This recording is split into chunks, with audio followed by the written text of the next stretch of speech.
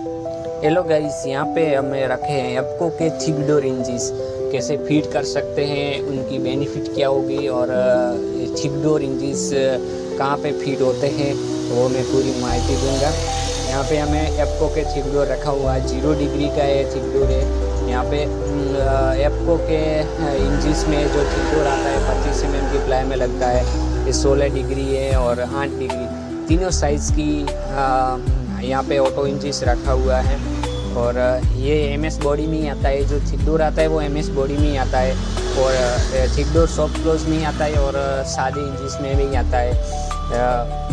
Thick door का वो इसमें 3D इंचिस आता है, 3D एप्को में नहीं आता है, एप्ले में 3D इंचिस आता है। वो नीचे का भी पड़खा खुलता है और सामने का भी पड़खा खुलता है, वो एप्ले में ऐसा आता है। ये एप्को का थिक डोर इंचिस है। यहाँ पे जो आपको बड़ी साइज़ लग रही है वो 16 डिग्री का है और थोड़ा उपसेला है वो 8 डिग्री का है और जो खड्डा हुआ है वो 0 डिग्री का है। हमें यहाँ पे होता है कि जो वेट कवर करना है आपका 25 mm का पाटिया है और 25 mm की प्लाई उस तरफ है, तो आपको थोड़ा सा भी कवर नहीं करना है, आपको फिनिश टू फिनिश रखना है तो 0 डिग्री आपको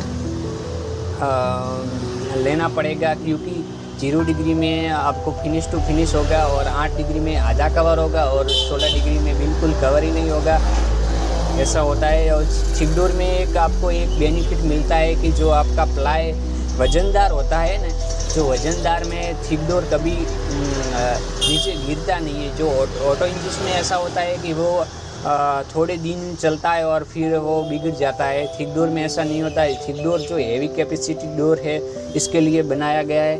और एप्ले की बात करते हैं तो एप्ले में एप्को के जैसे सेम ही आता है, लेकिन एप्को में 3D नहीं आता, ऐसा एप्ले में 3D आता